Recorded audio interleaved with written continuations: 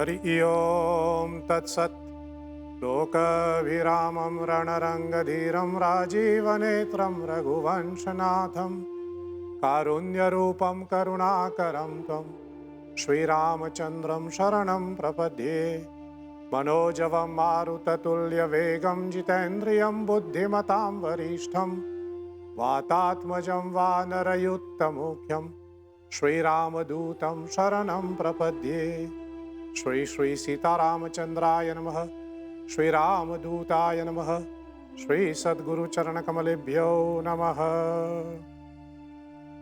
ओम नमो भगवते सिया राम कृष्ण हरि नारायण।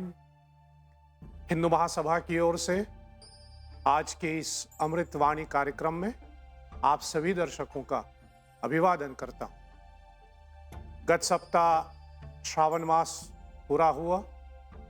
श्रावण के पश्चात अब हम भाद्रपद मास में प्रवेश कर चुके और कल भाद्रपद मास के कृष्णाष्टमी के अंतर्गत हम लोग कृष्ण जन्माष्टमी मना रहे हैं।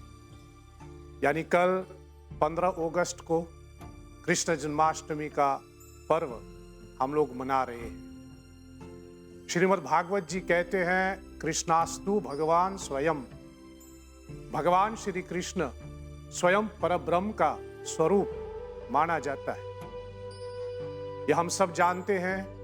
परम पूज्यपाद गोस्वामी बाबा तुलसीदास जी ने अपने मानस में भी इसकी वर्णन किया है कि जब जब होई धर्म के हानि, बारही असुर अधम अभिमानी, तब तब प्रभु धरे विविध शरीरा, हरई सज्जन कृपा निधि पीरा।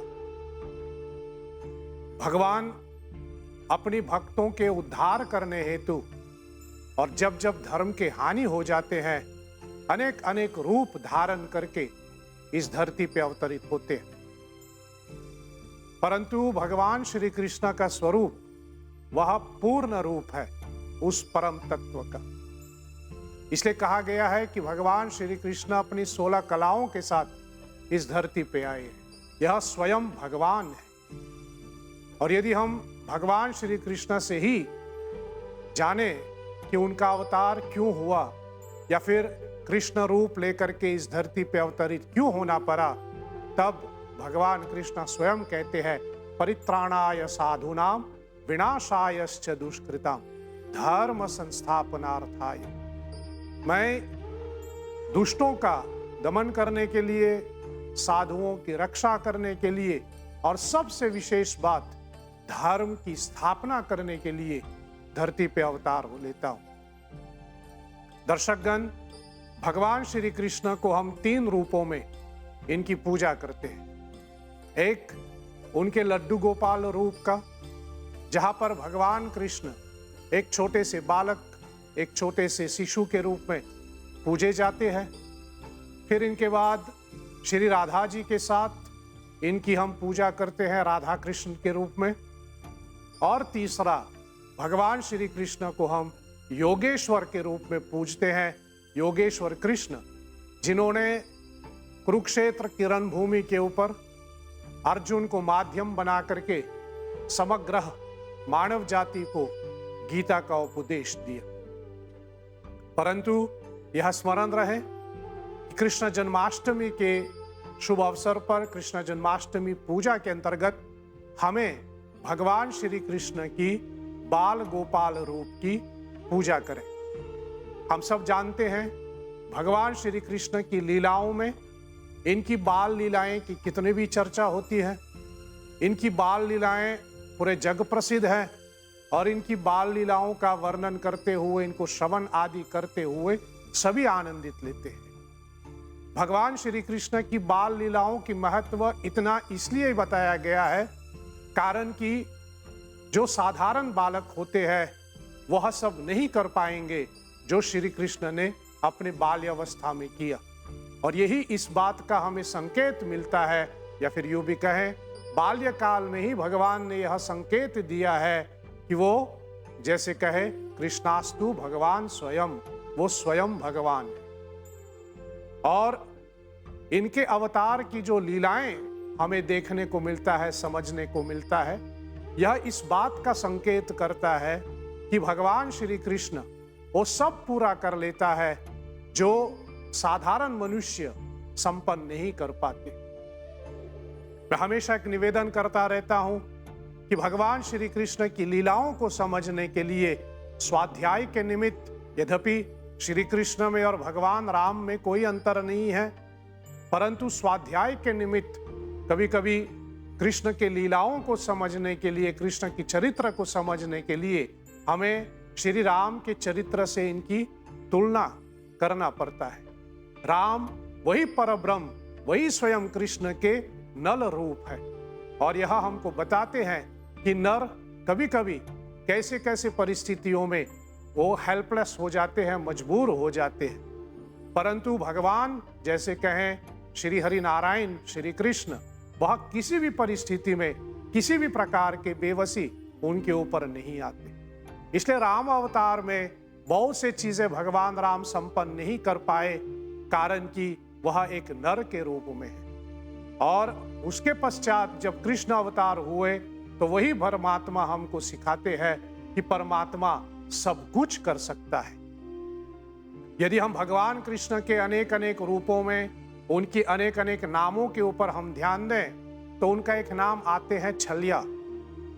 और भगवान कृष्ण के लीलाओं में बहुत से ऐसे लीलाओं का वर्णन होता है जहां पर उन्होंने छल किया, परंतु हमें समझना चाहिए कि भगवान श्री कृष्ण के छल करने के पीछे का जो कारण है वह जगत कल्याण के लिए है।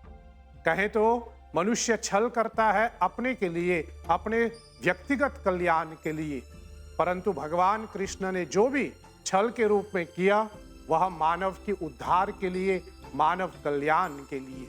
और यही हमको संकेत देता है कि कृष्णास्तु भगवान स्वयं, यह स्वयं परमात्मा है।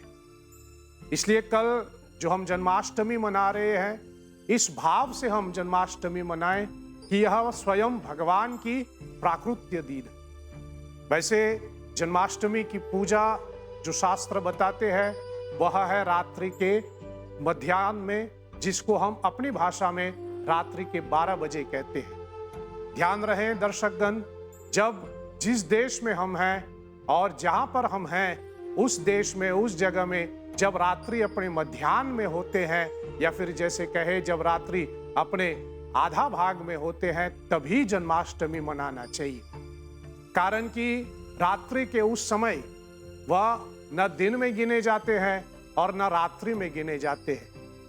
यदि हम अपने आज की आधुनिक शिक्षाओं पर भी देखें तो रात्रि के 12 बजे, जिसको हम मिडनाइट कहते हैं, उसको कैसे लिखते हैं? केवल 0 लिखते हैं, 4 0 लिख करके ये मिडनाइट का प्रतीक है, जो न दिन में है और न रात में है। कहने का अभिप्राय यह है कि परमात्मा के ऊपर काल का, समय का कोई प्रभाव नहीं पड़ता। ऐसे भगवान कृष्ण के जो लीलाएं हैं या फिर उनके जन्म जो तिथि है, उसके साथ बहुत से ऐसे विशेषताएं जोड़े गए हैं। अष्टमी में भगवान प्रकट हुए, और अष्टमी जो है वह परमात्मा की विभूति है।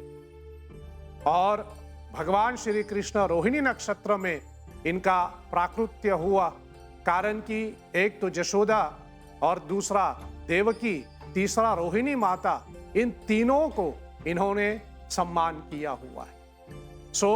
कल जन्माष्टमी मनाते समय यदि हम पूजा विधि के ऊपर चर्चा करें तो बस संक्षेप में इतना ही कहें कि रात्रि के समय, अपने मध्याह्न काल में जब रात्रि प्रवेश करे, उस समय लड्डू गोपाल जी की विशेष पूजा करके, इनका दूध दही आदि से स्नान आदि करा करके इनका श्रृंगार करें, और श्रृंगार करने के पश्चात नाम पूजन आदि करके विशेष भोग इनको अर्पण करें। और जैसे आप सबों को पता ही है, भगवान श्री कृष्ण को विशेष रूप से हम लोग माखन का भोग चढ़ाते हैं। भगवान को माखन का भोग लगा करके आदि रात के 12 बजे इनको पलना में स्थापित करके हम झूला आदि झूला करके इनकी जन्मोत्सव मनाते हैं। यह पर्व हमें इस बात का संकेत देता है कि परमात्मा का भी जन्मोत्सव मनाना चाहिए, जिससे हम सदैव आनंद में रहें और मनुष्य का जो वास्तविक स्वरूप है वो सदैव आनंदित ही रहे। ये तो दुनियादारी में फंस करके हम सभी दुखी होने की दावा करते हैं, परंतु हमारा जो स्वरूप है परमात्मा का, वह आनंद रूप है। और यही भगवान कृष्ण के जन्म का उद्देश्य है।